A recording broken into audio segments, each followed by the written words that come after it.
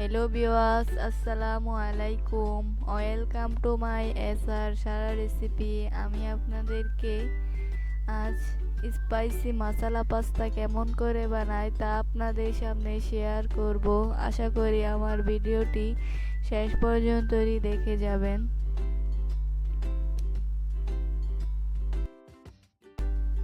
দেখেন, একটা পাত্রে নিয়ে নিয়েছি পাস্তাগুলো আমি দিয়ে দিয়েছি পানি সিদ্ধ করার জন্য। এখন আমি লবণটা দিয়ে একটু নাড়িয়ে নিচ্ছি। লবণটা দিয়ে একটু নাড়িয়ে নেবেন, না হলে দলা পাকিয়ে যাবে। সিদ্ধ করার জন্য এখন আমি 5 মিনিট ঢেকে রেখে দেব। 5 মিনিট পর দেখেন ঢাকনাটা খুলে আমি এখন দেখব হয়েছে নাকি পাস্তাটা।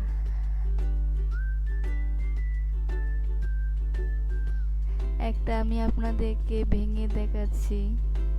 দেখেন পাস্তাটা হয়ে গেছে। এমনই রাখতে হবে, বেশি সিদ্ধ করা যাবে না। এখন আমি একটা পাত্রে রেখে দিচ্ছি।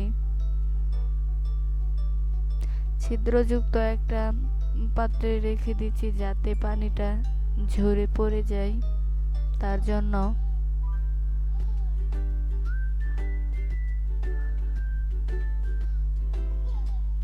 এখন আমি একটু ঠান্ডা পানি দিয়ে ভালো করে ধুয়ে নিচ্ছি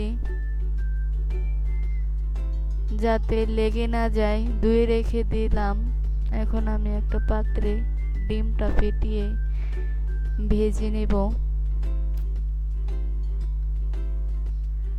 ডিমটা ভেজে নিচ্ছি। এমন করে ভাজা লাগবে ডিমটা ভাজা শেষ। এখন আমি একটা পাত্রে কড়াইয়ে নিয়ে নিয়েছি তেল। এখন আমি রসুনটা ভেজে নেব। রসুনটাই আগে ভাজা লাগবে। রসুনটা ভেজে এখন আমি পেঁয়াজ কুচি দিয়ে দিচ্ছি। পেঁয়াজ কুচি দিয়ে ভেজে নিচ্ছি।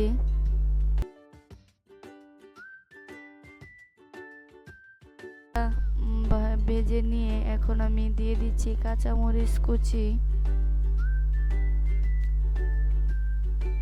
কাঁচামরিচ কুচি দিয়ে এখন আমি দিয়ে দিব 1 চা চামচ জিরার মশলা, 1 চা চামচ চাট মশলা দিয়ে এখন আমি ফুলকপিটা দিয়ে ভেজে নিচ্ছি।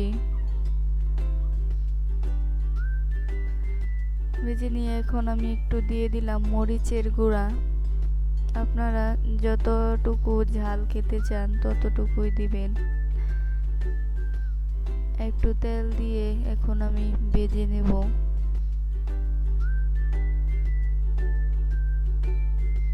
পাঁচ মিনিটের মতো ভেজে রেখে দিয়েছি। এখন আমি একটু বিট লবণ দিয়ে দিলাম।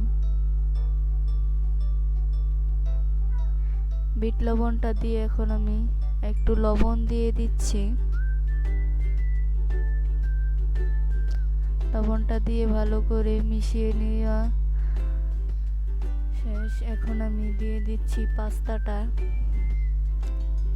পাস্তাটা দিয়ে এখন আমি ভালো করে মিক্স করে নিচ্ছি।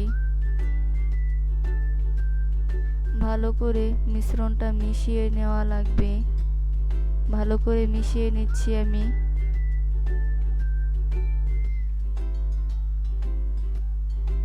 ভালো করে উল্টিয়ে পাল্টিয়ে নিচ্ছি যাতে লেগে না যায়।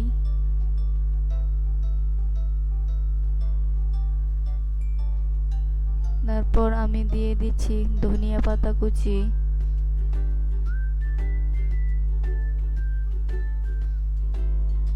ধনিয়া পাতা কুচি দিয়ে ভালো করে মিক্স করে নিচ্ছি।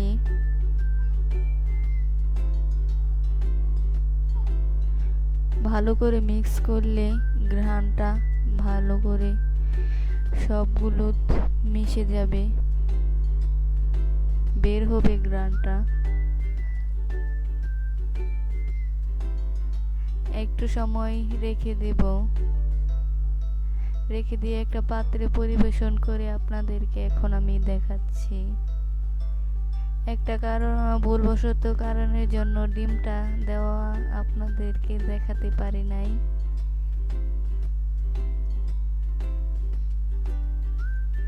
একটা পাত্রে এখন আমি পরিবেশন করে দেখাচ্ছি। দেখেন আমার পাস্তাটা কেমন হয়েছে।